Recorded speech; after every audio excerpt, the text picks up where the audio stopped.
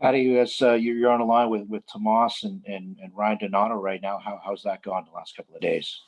It's been going good. I think it's nice to have some practice here to get used to each other and move the puck around and work on some things. So hopefully we'll get a couple more good practices in here before the next game and get off to some good success. Bob's tried a few different options, up in that second line, and how important is it for this team to sort of get some consistency in that top six forward group? And do you feel that you're a guy that can step into that role right now?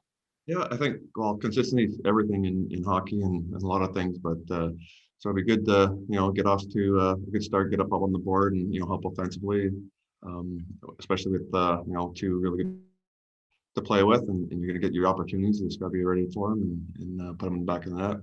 You've averaged like 15, 16 minutes a game, the last couple of years. I assume that's not a problem right now for you to take on more minutes. No, I don't think so. I think if anything, it'll help get in the game a little bit more and get the legs moving, get the blood pumping, and just be that more reactive out there and or on top of your toes. I think is probably the better word for it. But yeah, as soon as that blood gets flowing, it helps you a ton out there. Kevin. Patty, what have you seen from Knyzhov throughout camp and now as a rookie who's been able to stay in the lineup for every game? Yeah, he's a really big body, moves really good for a big guy. He's got some good moves on the blue line to be able to get his shots through. So yeah, it's good to see, and he's out there working hard every day, and he's learning as he goes here, and you can just see him getting better each day, each practice, each game.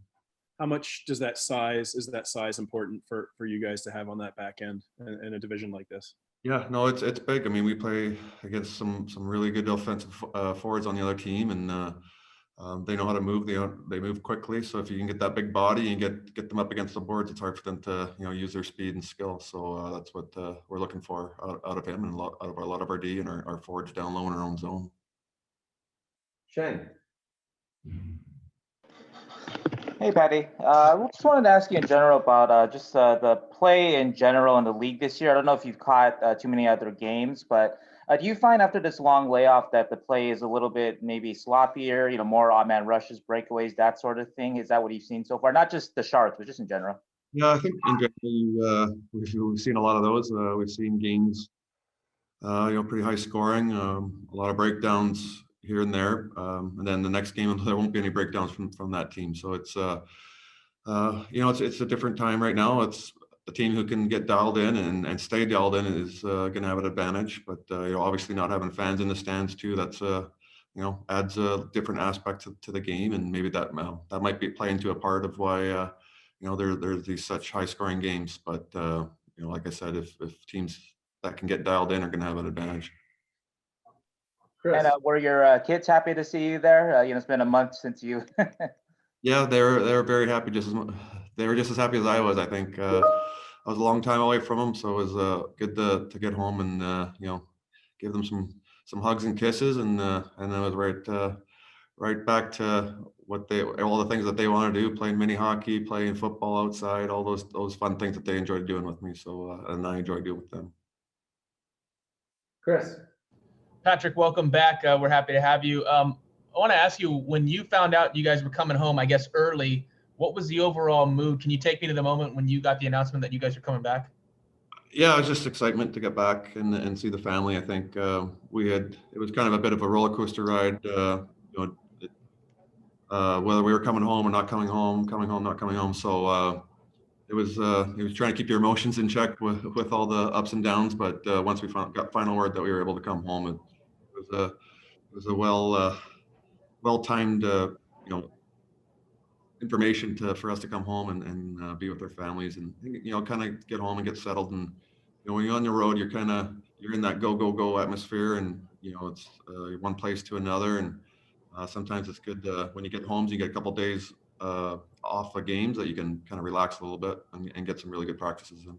Yesterday, I think the overall theme was that there was smiles on guys' faces. They seemed re-energized. Did you get that sense when you guys took the ice at practice? Does it feel different now that you're home?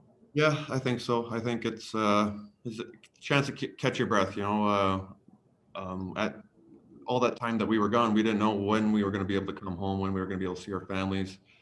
You try and mentally prepare for something like that, but it still wears on you. It's tough to do, but being able to come home and see our families, or even just be in your own bed, I think that's a different feeling. I think coaches and training staff were saying the same thing. It's just nice to be home. It's you get that little bit of relaxation feeling, but just knowing that you can come home was probably the biggest relief on a lot of people's parts. Lastly, from me, coach mentioned he, outside of family and hockey, he liked using the air fryer. So was there something when you got home that you were really excited about outside of obviously your wife and kids and hockey? Is there something that is kind of funny like that? I don't know, just home cooking, I think. Yeah, Yeah. that was, for me, that was the biggest thing. And wife made a big meal for us last night, and just sitting around at the table with the families was great. Welcome back. We appreciate you having you guys back. Thank you.